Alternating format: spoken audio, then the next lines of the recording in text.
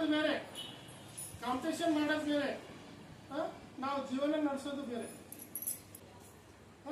ಏನಂದ್ರೆ ನಾವು ಎಷ್ಟೋ ದೊಡ್ಡ ದೊಡ್ಡ ಆಡ್ಬೋದು, ಎಷ್ಟೋ ಶ್ರೇಷ್ಠ ಮಾತುಗಳನ್ನು ಆಡ್ಬೋದು, ಆದರೆ ದೊಡ್ಡ ದೊಡ್ಡ ಮಾತಿನಂತೆ ಶ್ರೇಷ್ಠ ಮಾತಿನಂತೆ ನಡೆಯುವುದು ಅದು ಸಾಮಾನ್ಯ ವಿಷಯ. ಅದು ಬಹಳ ದೊಡ್ಡ ವಿಷಯ ಇದೆ. ಇನ್ನು ನಡೆ ನುಡಿ ಎರಡು ಒಂದಾಗಿರುವುದು ಅದು ಬಹಳ ದೊಡ್ಡ ವಿಷಯ. ಇವತ್ತು ಬಹಳಷ್ಟು ಜನ ಏನ್ ಮಾಡ್ತಾರೆ, ನುಡಿತಾರೆ, ದೊಡ್ಡ ದೊಡ್ಡ ಮಾತುಗಳನ್ನು ನುಡಿತಾರೆ, ಆದ್ರೆ ಆಚರಣೆ ಎಲ್ಲಿ? ಕೆಳಮಟ್ಟದ ಆಚರಣೆ. ಒಳ್ಳೆಯ ವಿಚಾರಗಳನ್ನು ತುಂಬಿದ್ರೆ ವ್ಯಕ್ತಿ ಏನಾಗ್ತಾನೆ? ಒಳ್ಳೆ ಮನುಷ್ಯ ಆಗ್ತಾನೆ.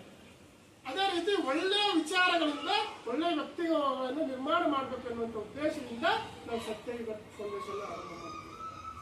ನಾನು ಇವರಿಗೆ ಭಾಷಣ ಮತ್ತು ಪ್ರಬಂಧದಲ್ಲಿ ಬಂದಿದ್ದಾರಲ್ಲ, ನಾ ಇವರಿಗೆ ಏನು ಹೇಳಿಲ್ಲ, ಕೇವಲ ಕಳಿಸ್ಕೊಟ್ಟಿನೇ ಬಿಟ್ಟಿನಿ.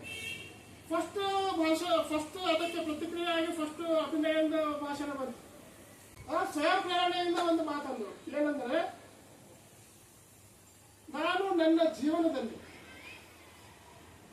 ಅಂಥದೇ ಸಂದರ್ಭ ಬಂದರೂ ನಾನು ಯಾರಿಗೂ ಲಂಚ ಕೊಡುವುದಿಲ್ಲ, ಮತ್ತು ನಾನು ಯಾವುದೇ ಒಂದು ದೊಡ್ಡ ಸ್ಥಾನದಲ್ಲಿ ಹೋದ್ರೂ ಯಾರಿಂದಲೂ ಲಂಚ ತೆಗೆದುಕೊಳ್ಳೋದಿಲ್ಲ ಅಂತೇಳಿ ನಾನು ಹೇಳಿಲ್ಲ, ಸ್ವತಃ ಆಕೆ ಸ್ವಯಂ ಪ್ರೇರಣೆಯಿಂದ ಈ ಮಾತು ಹೇಳಿದ್ರು. ಅವಾಗ ನನಗನ್ನಿಸ್ತು, ನಾವೆಷ್ಟು ಶ್ರಮ ಪಡ್ತಾ ಇದ್ದೀವಿ, ಎಷ್ಟು ನಾವು ಏನೋ ಕೆಲಸ ಮಾಡ್ತಾ ಇದ್ದೀವಿ, ಆ ಒಂದು ಕೆಲಸದಂತೆ ಒಂದು ನಾವು ಸಾರ್ಥಕ ಆಯ್ತಪ್ಪ ಅನ್ನುವಂಥ ಒಂದು ಖುಷಿ, ಆನಂದ ಭಾಷ್ಪಗಳು ನನಗೆ ಬಂದು ಆ ಸಂದರ್ಭದಲ್ಲಿ. ಅಭಿನಯ ಆಗಿರ್ಬೋದು, ಯಾರು ನಮ್ಮ ವೈಷ್ಣವಿ ಇನ್ನೊಂದು ಚಾನ್ಸ್ ಕೊಟ್ಟು ನೋಡ್ರಿ, ನೀವು ಮಾಡಿರಿ ಪ್ರಮಾಣ, ಆದ್ರೂ ಇನ್ನೊಂದ್ಸರಿ ಯೋಚನೆ ಮಾಡ್ರಿ. ಪ್ರತಿಜ್ಞೆ ಮಾಡೋದು ಬಹಳ ದೊಡ್ಡ ಕೆಲಸ ಅಲ್ಲ. ಪ್ರತಿಜ್ಞೆ ಯಾರು ಬೇಕಾದ್ರೂ ಮಾಡ್ಬೋದು, ಆದ್ರೆ ಪ್ರತಿಜ್ಞೆ ಅಂತ ನಡ್ಕೊಳ್ಳೋದು ಬಹಳ ಕಷ್ಟ. ಏನು ನಾನಂತೂ ನಿಮಗೆ ಹೇಳಿಲ್ಲ ಪ್ರಮಾಣ ಮಾಡಿ ಪ್ರತಿಜ್ಞೆ ಮಾಡಿ ಅಂತ ಹೇಳಿಲ್ಲ, ಆದ್ರೆ ನಿಮ್ಮ ಒಂದು ಸ್ವಯಂ ಪ್ರೇರಣೆಯಿಂದ ಈ ಒಂದು ಅಭಿನಯದಿಂದ ಮಾತು ಬಂತು, ಪ್ರತಿಜ್ಞೆ ಮಾಡ್ತೀನಿ ಅಂತ ಹೇಳಿ. ಅದನ್ನ ನೋಡಿ ನನಗೆ ಏನ್ ಹೇಳ್ಬೇಕು ಗೊತ್ತಾಗ್ಲಿಲ್ಲ, ಬಹಳ ಖುಷಿ. ಆಕೆಯೂ ಸಹ ಏನ್ ಮಾಡ್ತಳು, ಒಂದು ಆಕೆಗಂತಲೂ ಒಂದು ಹೆಜ್ಜೆ ಮುಂದೆ ಹೋಗ್ಬಿಟ್ರು. ಆದ್ರೆ ಏನು ಆಕೆನೂ ಸಹ ಏನ್ ಮಾಡಿದ್ರು, ನಾನು ಸಹ ಪ್ರಮಾಣ ಮಾಡ್ತೀನಿ, ನಾನು ಜೀವನದಲ್ಲಿ ಭ್ರಷ್ಟಾಚಾರವನ್ನು ಮಾಡೋದಿಲ್ಲ. ಈ ಕಾರಣದಿಂದಲೇ ನಿಮ್ಮನ್ನು ಇಬ್ಬರನ್ನು ಸನ್ಮಾನ ಮಾಡ್ಬೇಕಂತ ಹೇಳಿ ನಾನು ಇವತ್ತು ಕರೆದಿದ್ದೀನಿ. ನಿನ್ನೆ ನಮ್ಮ ಟ್ಯೂಷನ್ ಜಗಳ ಆಗಿತ್ತು. ನಮ್ಮ ಟೀಚರ್ಸ್ ನಮ್ಗೆ ಕ್ಲಾಸಸ್ ತಗೋತಿದ್ದಿಲ್ಲ, ಹೆಚ್ಚಿಗೆ ಫೀಸ್ ತಗೊಳತಿದ್ರು, ರೆಗ್ಯುಲರ್ ಟೆಸ್ಟ್ ಇದ್ದಿದ್ದಿಲ್ಲ, ಏನು ಅಂದ್ರೆ ಹೇಳೋದು ಸರಿಯಾಗಿದ್ರು, ರೆಗ್ಯುಲರ್ಲಿ ಕಾನ್ಸ್ಟೆಂಟ್ಲಿ ಕ್ಲಾಸ್ ಇರ್ತಿದ್ದಿಲ್ಲ.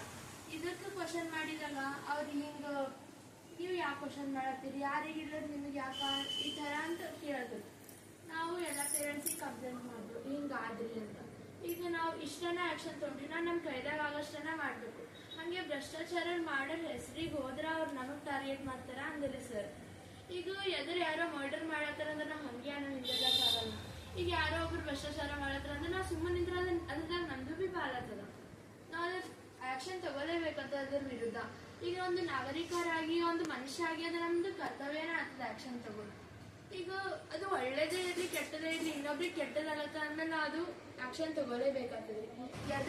ಯಾರೋ ಜಗಳ ಆಡ್ತಿರ್ತಾರ, ಅದು ಧರ್ಮದ ಪ್ರಕಾರ ಇರ್ಲಿ ಅದ್ರ ಪ್ರಕಾರನೇ ಇರ್ಲಿ, ಅದು ಅವ್ರ ಜಗಳ ಆಗ್ಬಿಟ್ಟು ನಾವ್ಯಾಕೆ ಹೋಗಂದ್ರೆ ಅದು ನಮಗ್ ಸಂಬಂಧಪಟ್ಟಿದಂಗೆ ನಮ್ ದೇಶದ ಹೆಸರು, ನಮ್ ರಾಜ್ಯದ ಹೆಸರು, ನಮ್ ಗಲ್ಲಿ ಹೆಸರೇ ಇದು ಆಗ್ತದೆ.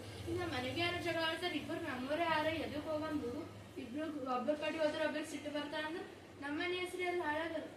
ಈಗ ಯಾರೇ ಭ್ರಷ್ಟಾಚಾರ ಮಾಡಲಿ, ಯಾರೇ ತಪ್ಪು ಕೆಲಸ ಮಾಡಲಿ, ಅದು ಪೂರ್ತಿಯಾಗಿ ನಾವು ತಡೆಗಟ್ಲಕ್ ಆಗಲಿಲ್ಲ ಅಂದ್ರೆ ಅದ್ರದಾಗ ನಮ್ದೊಂದು ಕೈ ಇರ್ಬೇಕು, ನಾವು ಸಾಲ್ವ್ ಮಾಡಕ್ ಟ್ರೈ ಮಾಡ್ಬೇಕು ಅನ್ನೋ ನಂದು ಅನಿಸಿಕೆ.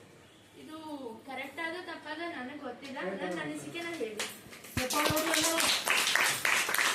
ಪ್ರತಿಜ್ಞೆ ಮಾಡಿ ಮಲ್ರಿ ಮುಂದೆ ಯಾವ ಅಧಿಕಾರ ಉಳಿತಾರ ಅಂದ್ರೆ ನನ್ನ ಆಸೆ, ನನ್ನ ತಹಸೀಲ್ದಾರ್ ಆಗೋದೊಂದು ಆಸೆ ಅದ. ಯಾವ್ದೇ ಕೂಡ್ಲಾಕ್ತಿನ ಅದ್ರ ಲಂಚ ಕೊಡಲ್ರಿ, ಏನ್ ಅವಶ್ಯಕತೆ ಬಿದ್ರು ನೋಡ್ರಿ, ಮತ್ತು ಲಂಚ ತಗೊಳ್ಳಂತ ಪ್ರತಿಜ್ಞೆ ಮಾಡಿ ನಾವ್ ಅದನ್ನ ತಕ್ಕದಾಗ ನಾವ್ ನಡ್ಕೋಬೇಕಂತ ನೀವು ಪ್ರೇರಣೆ ಕೊಟ್ಟಿರೋದ್ರಿ ಸರ್, ಥ್ಯಾಂಕ್ಸ್ ರೀ.